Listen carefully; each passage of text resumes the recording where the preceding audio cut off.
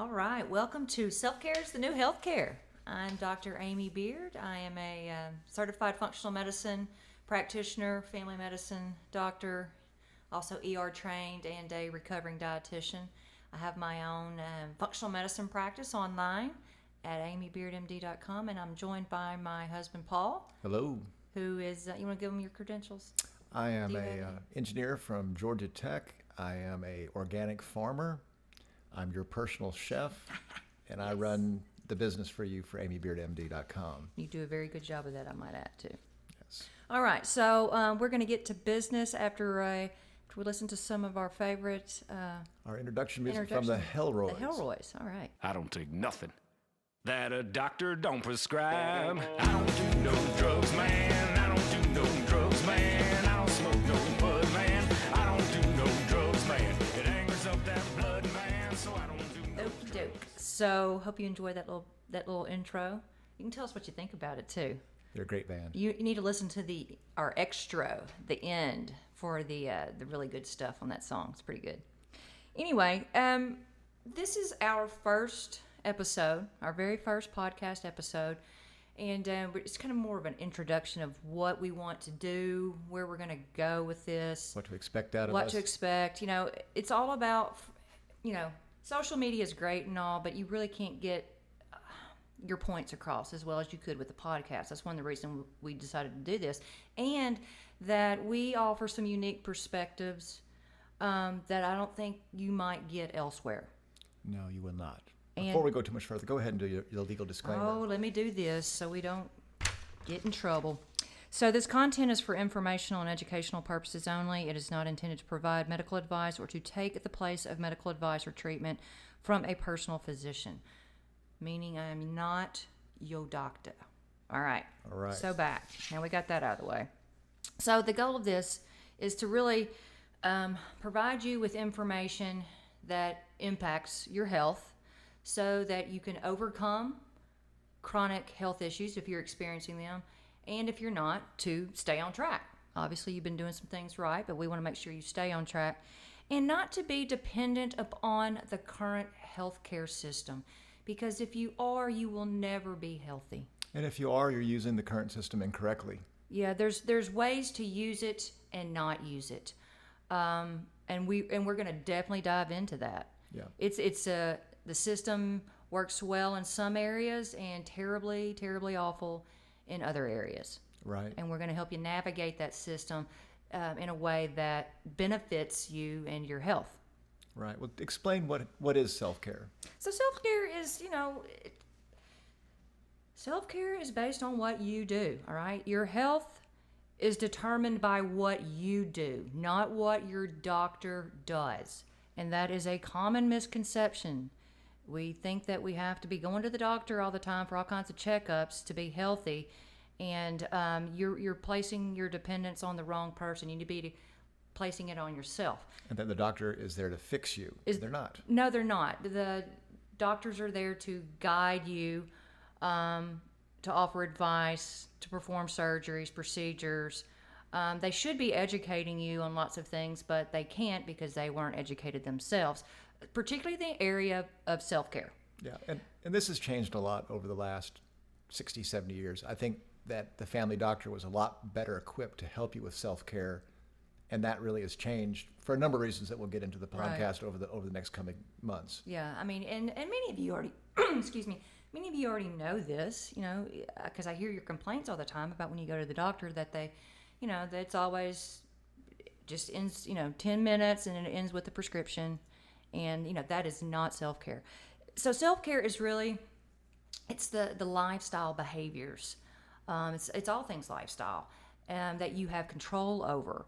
And that is really at the core of a functional medicine approach. Most of you know that I'm a functional medicine practitioner. I'm certified. And so a lot of what we do is look at your lifestyle, uncover the areas that might be contributing to your issues, and then give you ways to change that for your own good. And so we're talking about areas of like diet, nutrient status, toxin exposures, stress, exercise, quality sleep, Sleep is a big one for a lot of you. Your spirituality, that's a big, big one. All of these things impact your health greatly. I'd say if you're doing this, it's about 90% of your health issues are directly related to those lifestyle choices, not what prescription your doctor hands you or what test they might run. Okay? So just get away from that way of thinking. And this has been evolving for a long time. The healthcare system has just kind of duped us into thinking that we can't be healthy without having to see a doctor all the time. And if anything, you could say that it's only made us more unhealthy.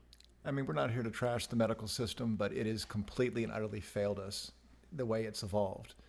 I mean, it's sick care. It's pill for an ill. And if you want to sit on your butt and not do anything, the current healthcare model is great for you. That's for you. It was made for you. It'll keep you alive, but you will not thrive. No, and that's a big deal. I mean, we can keep you alive for a long time, but are you going to be enjoying that time when you're alive? Yep. Taking your 20 pills a day and still having the same old problems. That's what I see anyway. I mean, the COVID-19 is probably, and it really. We were already thinking about doing this podcast, but when all this stuff came out, it really empowered us to move forward, because it's not just what the doctors are doing, it's what the World Health Organization is trying to do and what the CDC is doing. They're not giving you any advice of the tangible things that you need to be doing to protect yourself that really could make a difference. I mean, you sent a really great Facebook post this morning. Go over that a little bit. That was...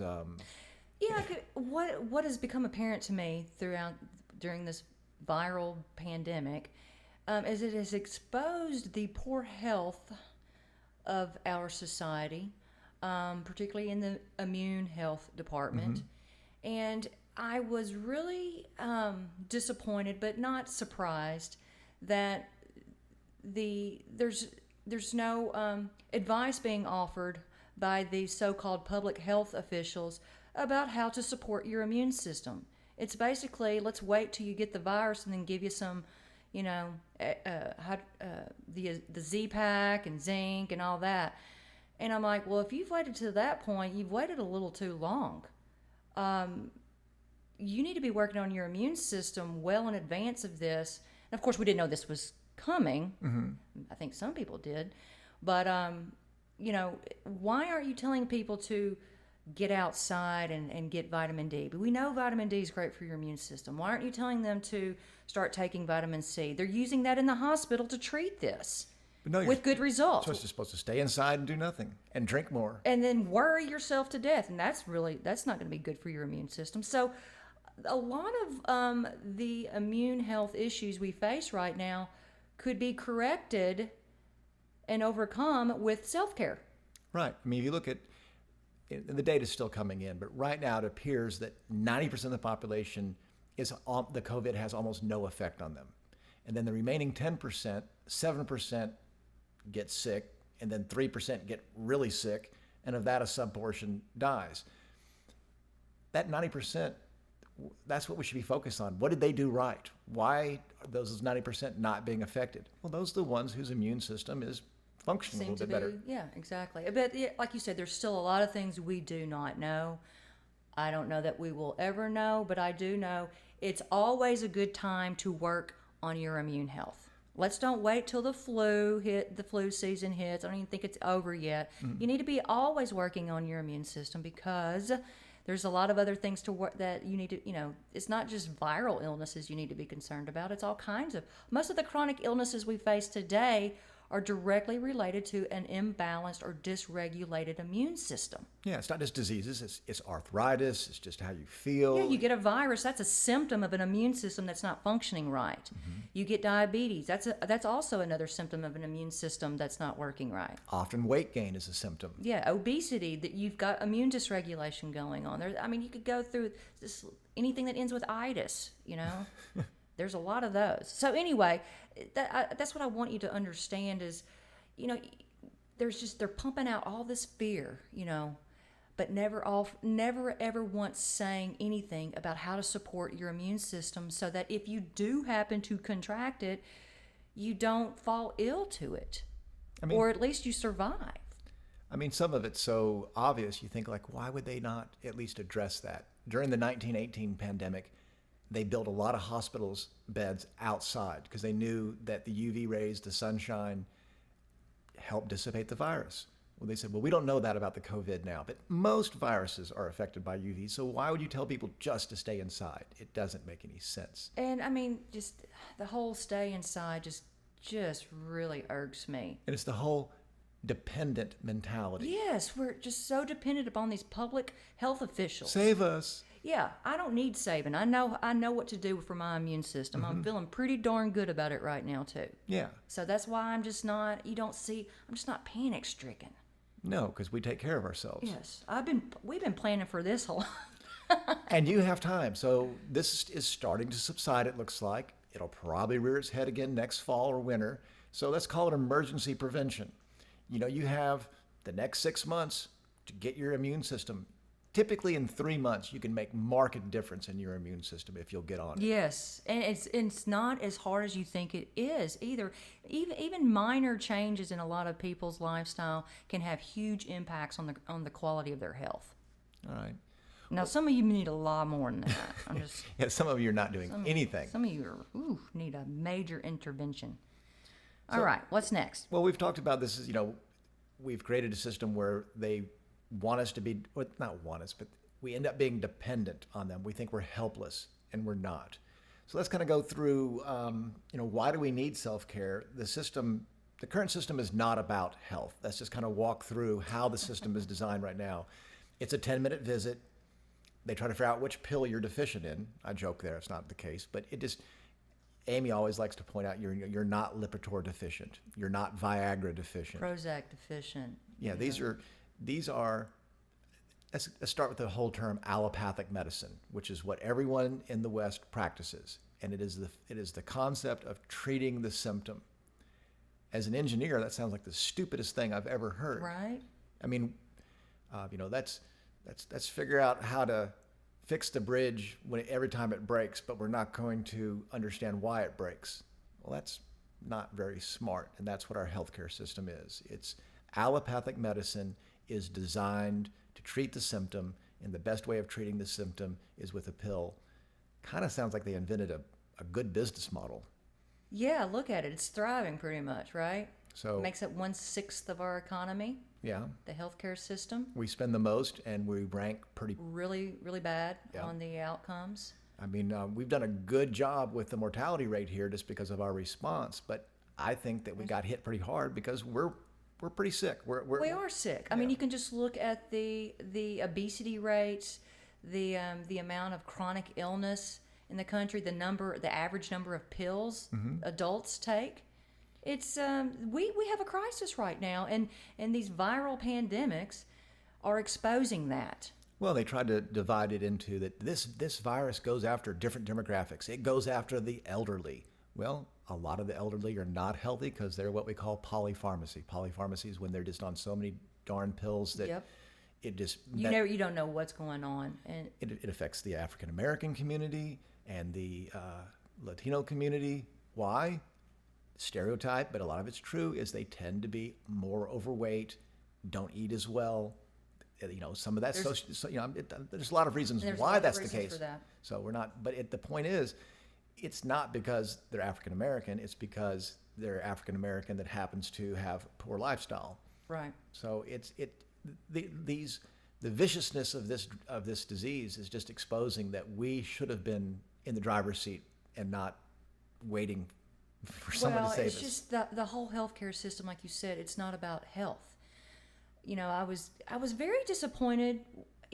When I was a dietitian, I was disappointed and quickly got out of that. I even gave up my license and my registration because that was when the whole food pyramid was going on. But they taught you to use margarine and we were pushing Diet Coke. Margarine and Diet Cokes on our diabetics and heart patients, and I was just like, this does not sound right to me. Not seeing where the science is really backing this up, and I got out of it. It was almost 100% wrong. Yes, and then the pyramid was upside down.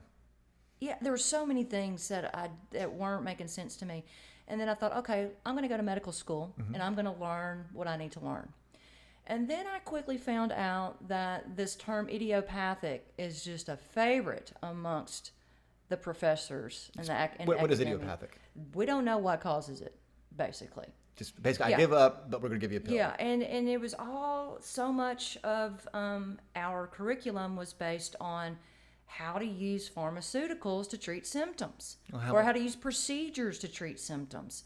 And every time I would ask, well, why does this patient have hypothyroidism? Well, it's idiopathic. Which is bullshit. And it drove me crazy every time I asked why this person had this. Well, we don't know, but it was so much of that. In your mind, it always has a reason, right? There's a cause for everything. It's never idiopathic. Never. There's simply a cause for everything. And a lot of people want to blame it on their genetics. You cannot use that cop out anymore, folks. Those days are gone. Your DNA is not static. It's constantly interacting with your environment, meaning what you put into your mouth, what you were exposed to, your stress levels, exercise, and those inputs can either be good or bad for your DNA, and your DNA will express itself in a positive way or a negative way. It depends on what you do. So genetics really plays about a 5 to 7% part of illnesses that you may develop in your lifetime. But really, that 5 to 7% is if you add on top of it the lifestyle choices that really make it bloom. Right, yeah. I mean, there's a lot of genetic issues that people are born with. Right, I like but it's not nearly as rampant as people make it sound. Right, so high cholesterol runs in your family, or at least in you and your father. You have high cholesterol, but you've got a clean bill of health for your heart. But your dad had open bypass surgery because he was a shift worker. Right. So the shift work, which is, if you don't know what shift work is, it's you work at nights, then you work days, then you work night. Basically, your sleep schedule. He was always sleep deprived. Right. 30 years. So 30 years of sleep deprivation, and added on top of his genetics, caused him to have open heart surgery. It was not that if he had, we cannot prove it, but I would bet all my money that had he not done shift work, He'd be a lot better off. yeah, because he's an extremely healthy man. Yeah. Now, especially now, he's in his 70s. He's better health now than he was then. No, he's still doing good. Yeah. That's what I'll say. If he would make some lifestyle changes like his daughter recommends, he'd be doing a lot better. Family never listens. But he's very, very stubborn. We're hoping that you guys will listen more than My dad. than our families. He listens a little bit, but he has a problem with his diet. But there's some reasons for that. So, Well, how much? So, what were you taught in medical school? You were taught a lot about pharmaceuticals. a lot of, they wore those out. How much about diet? I think we had about 2 hours total on nutrition. What about sleep? You needed it. Toxin exposures? What lead? I think the main toxin that we talked about was lead. That it was in lead paint and in some water, municipal water, and if kids, started exerting these types of symptoms early on, you need to check their lead levels. What about But that was it. how to deal with stress?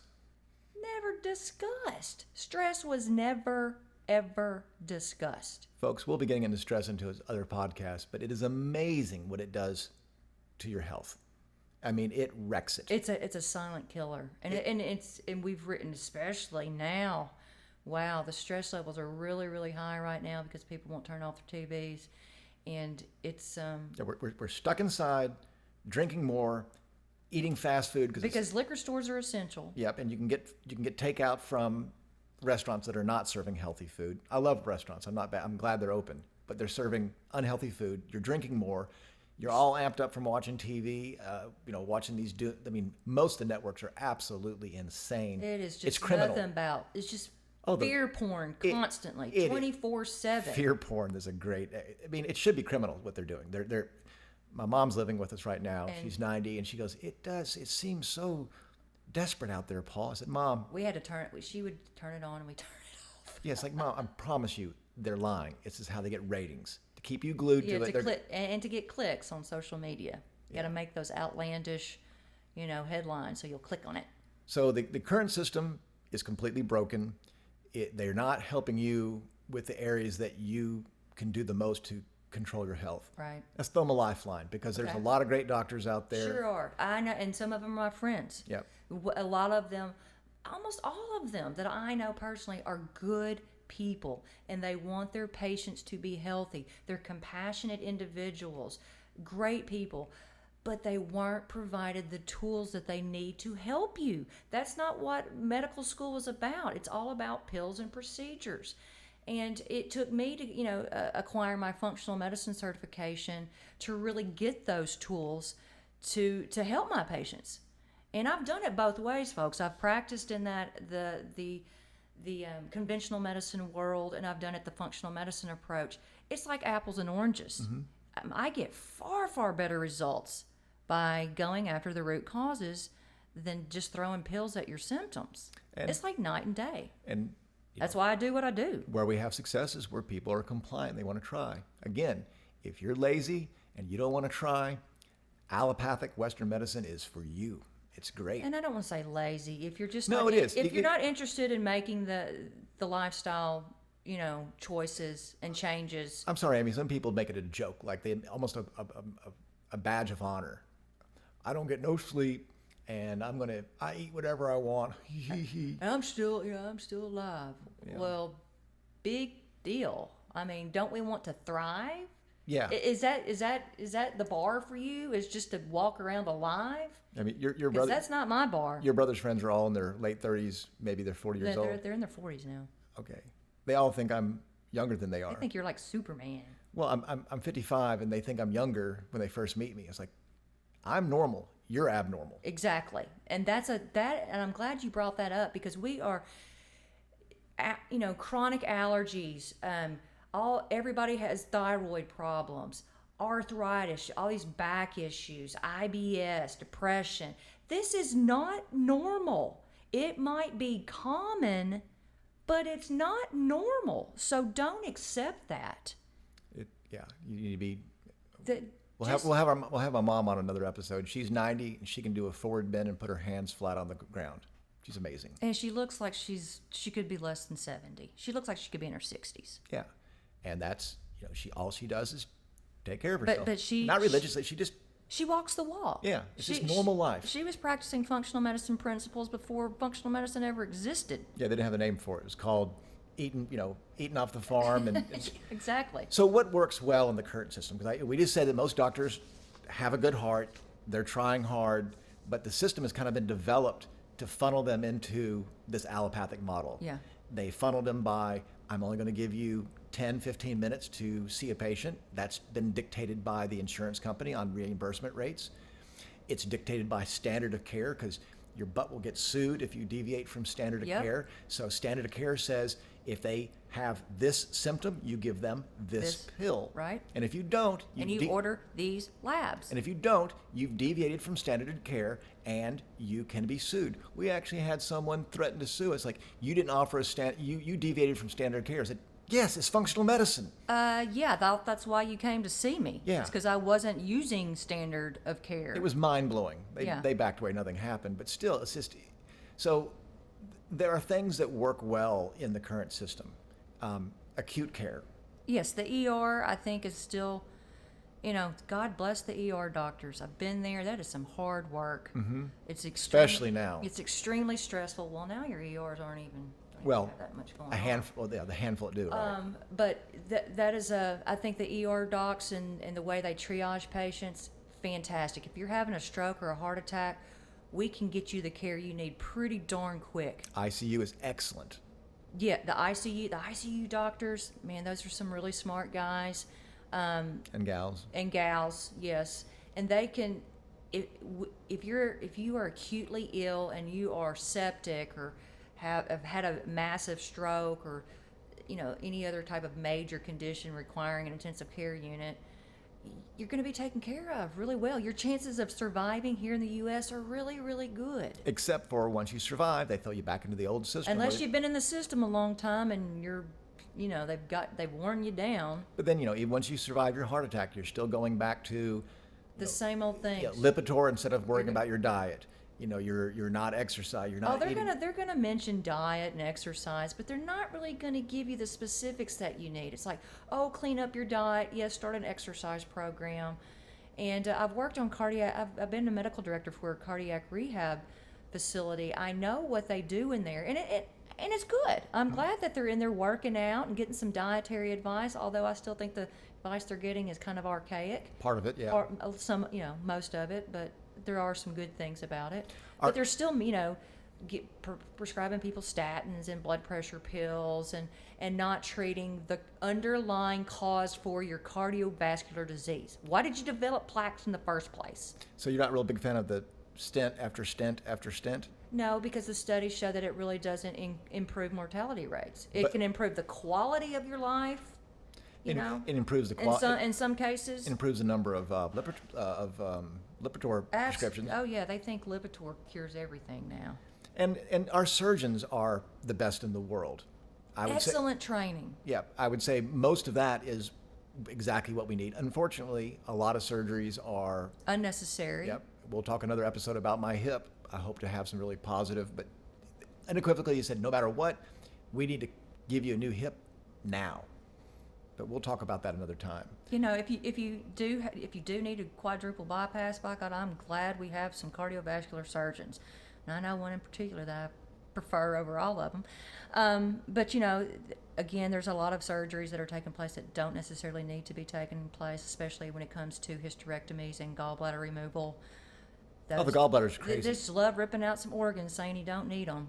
Yeah, you do. Yep. You do need them, and the studies are starting to show that. But we'll just put you on those surgeries are still occurring. We'll just put you on a non-fat diet, even though we now prove that fat's important for health. Or we'll just remove your stomach, or parts of your stomach, and you'll lose all that weight, because you had a misshapen stomach. That was the cause. So if we change things around there, that's for those stomach surgeries. Don't get me going on those. All right. So we know some parts of the existing medical care system are great. In our next episode, we're actually going to help you, give you our advice on how to navigate. But let's blow apart the parts that are not working well. We've already said that primary care is not working well. There's a lot. I mean, if primary care would start hiring functional medicine physicians, it would be so great. But they'll go bankrupt. We tried it. We tried the insurance model with Yeah, you can't use an insurance model with a functional medicine approach. There are some places who are doing it, I know. But they're having to supplement their practice with all kinds of other things to keep the doors open. Right, it's not this big money-making thing that a lot of people think it is. Well, it's the amount of time you have to spend. That's why the insurance model does not work, is that you have to spend, if you're not seeing 5 to 6 patients per hour per doctor and have multiple doctors. Well, 5 or 6 is a little high. For primary care doctors, it's about 4 or 5 patients an hour. If you're not seeing 4 or 5. The specialists seem to just see 10 patients an hour. I don't know what they're... Well, we had that one oncologist. Her husband was bragging. She was bragging because she was seeing 60 patients a day. That's some quality care. That's some high quality care going on right there. Yep. Yeah. So the management of chronic disease is horrible. Basically, all we're doing is we're managing symptoms with pills and procedures. I think we keep restating that time and time again. Well, let's go back to primary care, because what is primary care? It's the once-a-year wellness visit. It used to be that was what people had access to only back in the day, was your family doctor, who was also happened to be a surgeon and other things. That's what mine was. He actually did surgeries. Well, they knew your He delivered to me, he did surgeries, and he was my primary care doctor. Right, so he knew your entire life history. He knew your... my mom, my dad. So he knew your genetics. Right. He knew your lifestyle, kind of knew your diet, knew a lot about you. So, of course, that person was a lot more effective in treating you. I don't know that, though, because if you want to look back at my history and what all happened to me, then perhaps, It's still the allopathic model. It's still the allopathic model. Okay, we got some storms brewing. I don't know if you could hear that or not. That's thunder. I like it. So, the chronic disease is not working well. It's the wellness visits are a joke. Because what are that lab panel that they make you get once a year? Oh yeah, the 18 labs that your doctor might order, where he checks, CBC, CMP, maybe a TSH, your cholesterol. What does that give you? You know, that gives you, I mean, it gives you some valuable data. I'm not going to lie, it does. I order those tests frequently, but that is not the totality of your health. There's so many other things to consider. And even when they get those lab values back, they're not, functional medicine doctors approach them very differently. Those numbers mean a lot different things to us, or they start, sending up red flags where they might not do that with, a conventional medicine doctor. You always tell me it means basically that you're not going to die next week. You're not going to die today or maybe next week, but that's about all I can, draw from that. Yeah, I'm glad they get an EKG on you and ask you some questions and listen to your heart and your lungs. But, man, it's a lot more complicated than that. So it's the kind of the illusion. What's the illusion of health? And they're also, I think, sometimes they're just trying to pick up on abnormal lab values so they can throw a pill at you. Well, I think that, and this is I'll blame. Oh, your cholesterol's high. I will blame you all for that, because I think a lot of people think if you don't get a prescription, then you've not been serviced well. Right.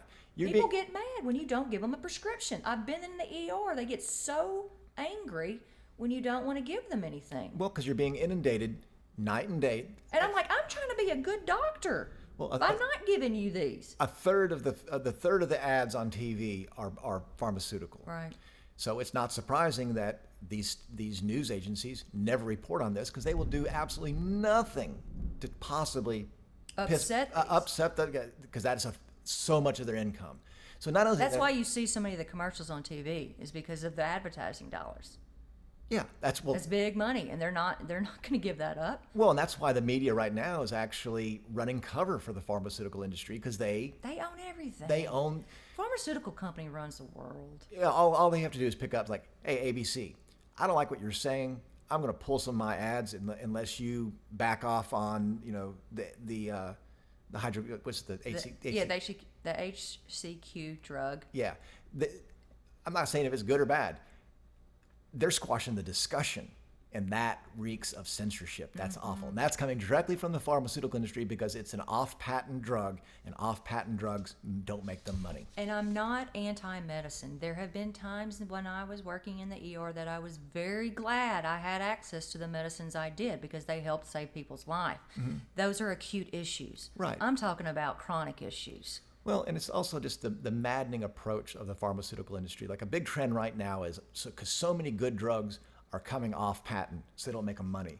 So what the pharmaceutical industry is doing right now, and they've been doing it for years, combining two off-patent drugs into a new drug, and we'll give it a new name, when they could actually go buy these two new drugs for pennies. Right. But combined, no, that's a $300 prescription, because it's brand new, and right. It's like, this is the same thing. It's crap. The fact that they are so, man, that's get some good lightning strikes. I hope this will make a good podcast. And also, I'm looking at our notes here. You are not your diagnosis. Everybody wants to, I'm a hypothyroid patient, or I'm fibromyalgia. They're proud of it. Yeah. You become your diagnosis. And, a diagnosis is great. I'm glad they gave, finally picked out a fancy name for your symptoms. But that is, for them, that's where it stops, right? Mm-hmm. Okay, we diagnosed you. We gave you this name. Now, this is going to dictate which specialist you see, which medications we use, and which labs we're going to follow up on. That's the conventional medicine. Right. For functional medicine doctors, it's like, that's the beginning.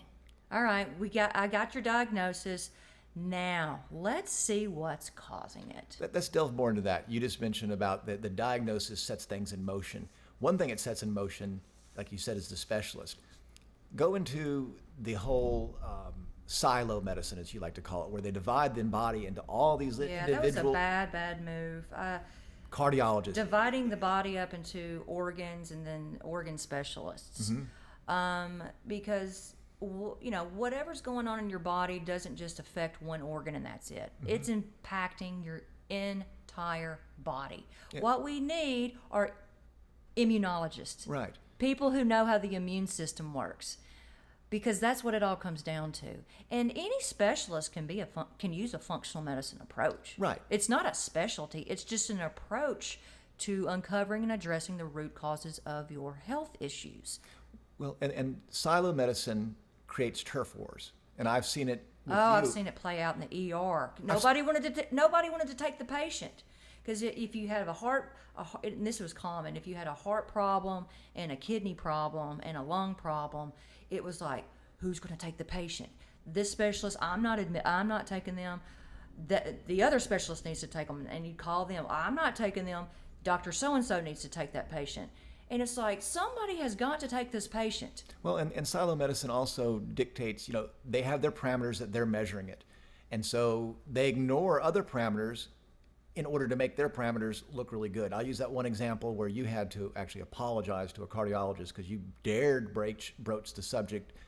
They were giving him so much Lipitor or some type of cholesterol. Yes, it was a statin. Yeah, that it lowered his testosterone level to the point it was almost non-existent testosterone he levels. felt like crap. He goes, "Doctor, I feel horrible." She's like, "Well, no doubt, because you don't have any testosterone."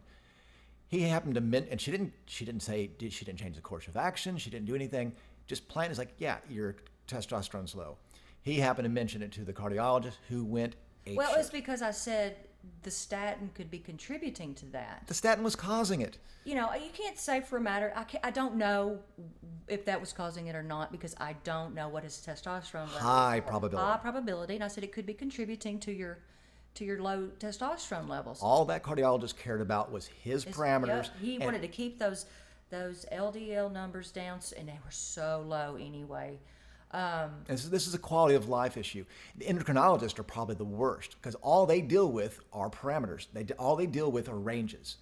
And we've spoken to endocrinologists who at doctors' meetings where they say diet does not impact your thyroid at all. Zero. I thought I was going to choke. Yeah. So this is why silo medicine, allopathic medicine, all the things that our Western medicine has de-evolved to is so bad. Because I do want to get the point across that if you have an issue that is impacting the vessels of your heart, okay, whatever the underlying cause is, I guarantee you is impacting other organs in your body. Yep. Okay? It's just maybe you don't see it that way, or your doctor doesn't see it that way, but I find that almost everybody's symptoms, because there's usually more than one people come to us with, are all related somehow, okay?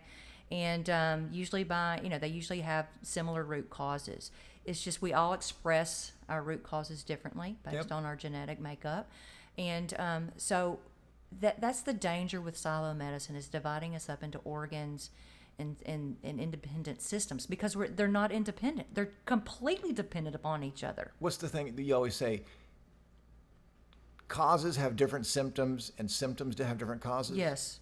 Give this. I think it's So this is the case all the time. You can have two people with diabetes, okay, so they have the same disease. They've been given the same name, all right. Their blood sugars are high. Their hemoglobin A1Cs are high, but they could have completely different causes. This person's diabetes might be caused by a toxin exposure, okay, that's impacting their pancreatic cells.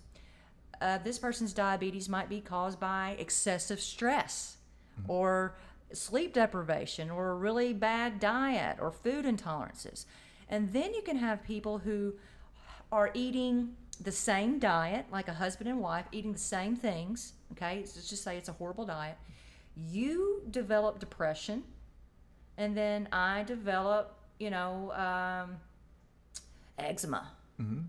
But it has the same root cause. Or if we're both exposed to the same toxin, we might have two different completely separate. I might have infertility, and you may. Thank goodness. And you may develop, heart disease. So that's why you have to. This is what I really want people to understand. Just because you have diabetes doesn't mean that everybody else with diabetes is like you. That you're like with everybody else with diabetes. But medicine thinks you're all the same. Yes, all medicine treats you the same. You all get the same pharmaceutical options and the same diets thrown at you, the same everything. So, and you're very different. Every single one of you is unique. So this goes back to why we said, the doctors and nurses out there all want you to, they want what's best for you, but they're being forced. They're being guided badly and being provided a lot of bad information. Yep. And if if you think the insurance companies and the pharmaceutical industries have your best interest at heart, I got a bridge to sell you. yeah, you're a fool. Yeah. I mean, just go back to the opioid crisis where they knowingly got us all hooked. And then once we were all constipated, they sold us a drug to make us unconstipated. And then they sold us, they had the same people who did that, had the rehab centers to get us off of us and gave us other drugs to get us out of opiates. You can't make this stuff up. I know. And the whole time, there were doctors like me for the last 10 years who are going, whoa, with the opioids, stop it. Stop with these pain scales and these patient satisfaction surveys in the ER where you have to ask, did your doctor address your pain? And if you get and if you fill that out and you got a bad mark on it, the hospital CEOs did not like that. And so what did that do?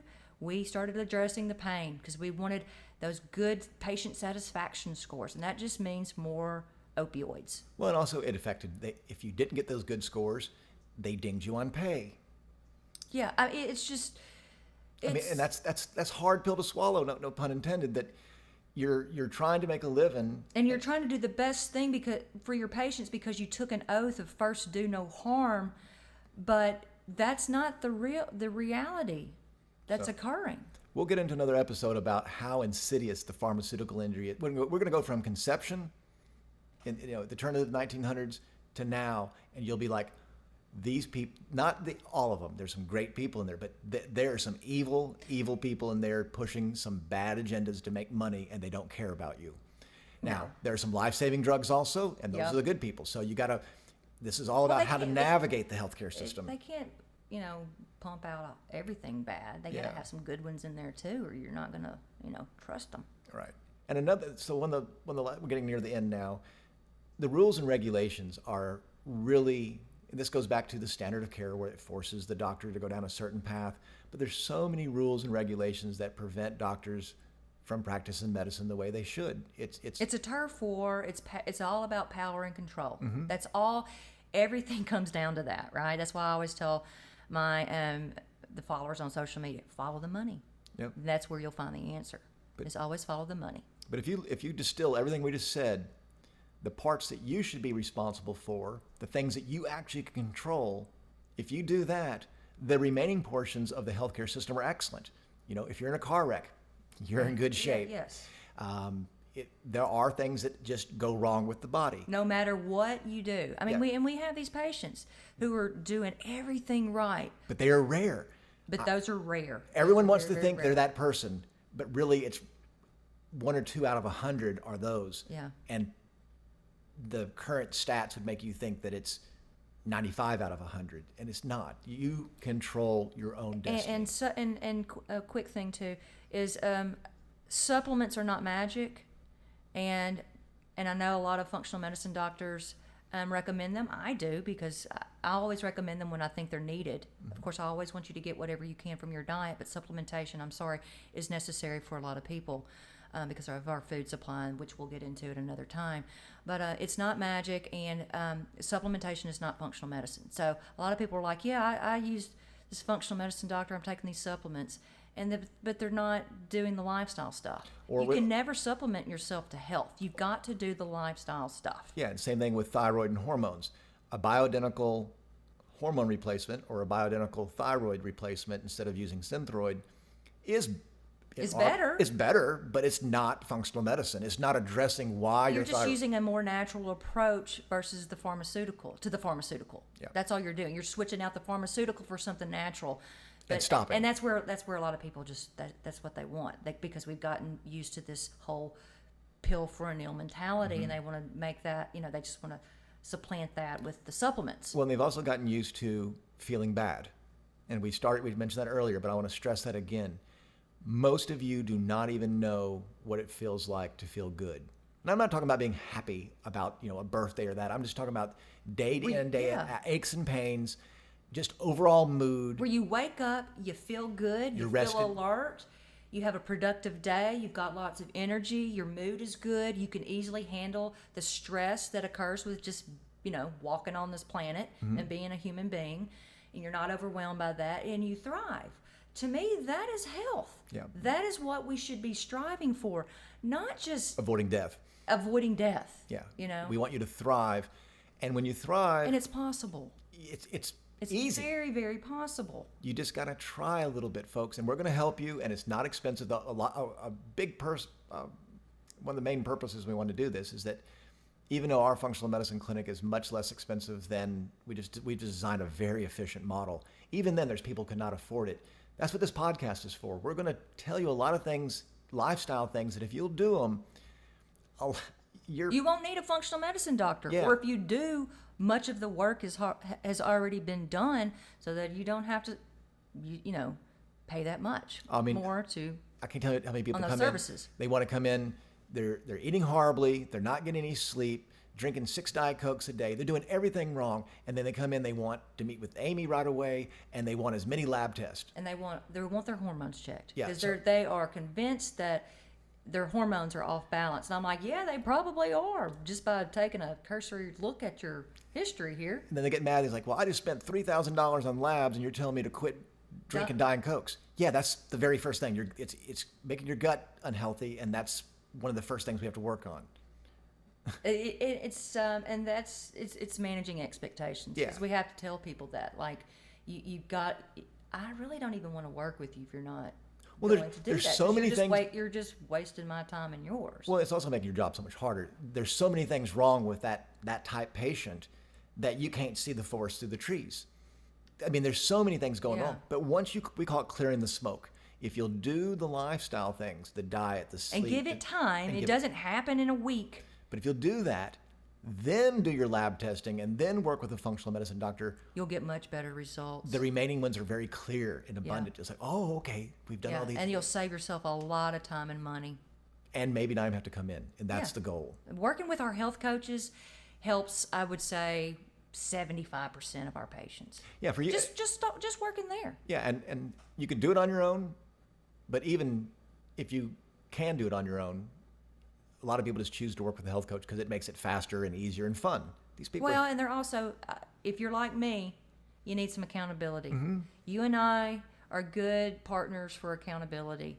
And a lot of you need that. And I completely understand that. Yeah. And don't be ashamed because you do. We're human beings. And that's where I think health coaches really, not only are they, my health coaches have been mentored by me and trained by me, and they're excellent functional medicine health coaches, but they've got a passion, a drive, and they love what they do. Mm-hmm. And they are great at holding you accountable and being objective at what you might be doing wrong. yeah, and breaking down what you need to do in digestible Pieces where and you keeping can. you on track. This is what's next, because everyone wants to skip around. Well, I want to do this. No, you got a lot of this. A lot of functional medicine is sequence driven.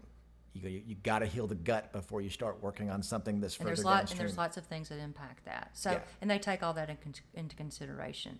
So, again, I think We keep on our microphones are going down. So now I know I feel like these are little. I feel like Will Ferrell and Talladega Nights. Hello.